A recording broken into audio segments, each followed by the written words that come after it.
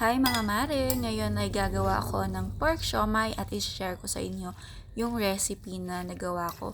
So bago yung lahat, turuan ko muna kayo gumawa ng sauce nito ha.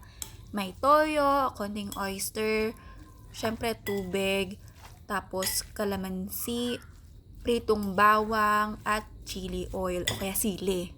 At ito na nga ang ating ingredients. Hey everyone, I prepared lahat ng ingredients dito at sasabihin ko kung paano ko to nagawa. So, dun sa egg, isang egg lang yung gagamitin ko. Nilagay ko kaagad dito para ma-check ko kung okay yung quality ng egg. At saka yung excess kagaya nito, may eggshell pa. Kaya mong tanggalin. And then, salt, shrimp cube. Kung totoong shrimp yung ilalagay nyo, pwede naman. Lalong pwede. Pero ito lang yung kaya.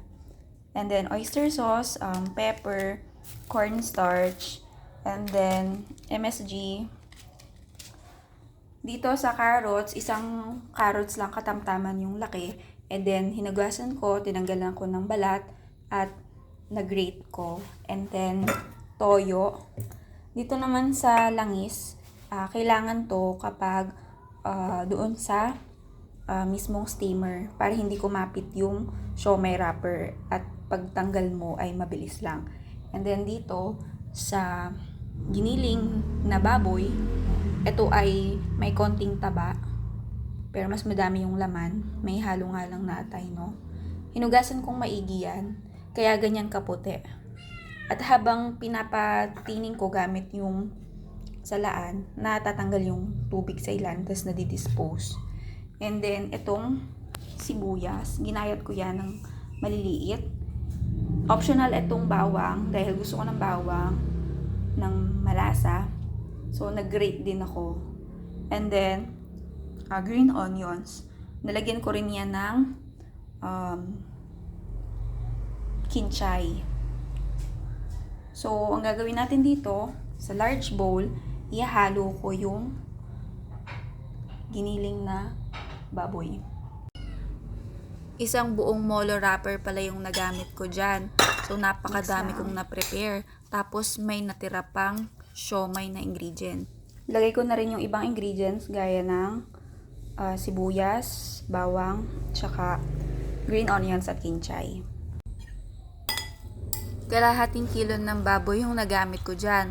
Isang katamtaman na carrots, 2 ulo ng sibuyas, 5 pisong green leaves, 10 pisong kinchay, 5 pirasong butil ng bawang, isang oyster, isang paminta, kalahati ng shrimp cube, meron din na 5 pisong cornstarch, 2 teaspoon lang ng toyo, kaunting MSG, tapos kaunti lang na langis. So, dun sa langis, guys, pagkagawa nyo ng siomai, idot-dot nyo lang yung puwitan nun, tapos saka nyo ilagay doon sa steamer para nakakatipid. About 2 tablespoon ng toyo muna. I-mix nyo lang maigi para evenly distributed yung mga ingredients, lalo na yung MSG, yung pampalasa natin. At magkaroon ng pantay-pantay na texture. Kung balak nyo magnegosyo, naku, tamang-tama to kasi kaunti lang naman yung magiging puhunan mo. Tapos, malaki yung kikitain mo. Halos nasa 300 yung kita kapag nagbebenta ka ng ganito. Nilagay ko na yung isang sachet ng oyster sauce. Tapos, i-mix nyo lang maigi yang.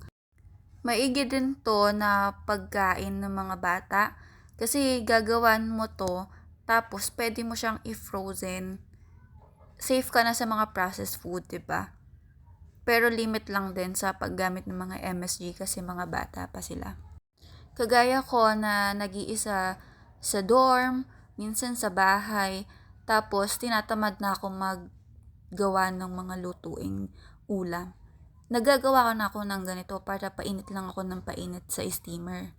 Pakonti-konting asin lang ang ilagay muna para matansya mo kung tama na ba yung timpla. Inihiwalay ko pala yung egg para matanggal nga yung excess na eggshell at saka ma-check ko kung okay ba. Kasi minsan yung egg, maganda yung labas pero bulok pala yung nasa loob. I-mix nyo lang maigi guys itong product natin. Kailangan halong-halo. Medyo basa lang yung itsura niya.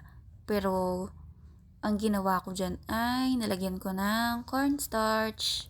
Sa Molo wrapper guys, ang tips dyan, kailangan yung i-check yung tabihan ng Molo wrapper pag bibili ka sa tindahan or sa palengke. No? Kailangan maputi yan at saka ma-powder. Kapag pinrest mo ng kaunti yung Molo wrapper at naghuyag yung wrappers, ibig sabihin, fresh yun. Kasi minsan, pag luma na yung Molo wrapper, pag pininch mo yung tabihan, dikit-dikit yung wrapper, meaning na matagal na yun. Minsan, maasim na. So, kailangan mag-check din kayo ng mga raw materials bago nyo gamitin sa pagluluto. Pagdating naman sa baboy, kailangan doble giling para smooth or masyadong pino yung karne.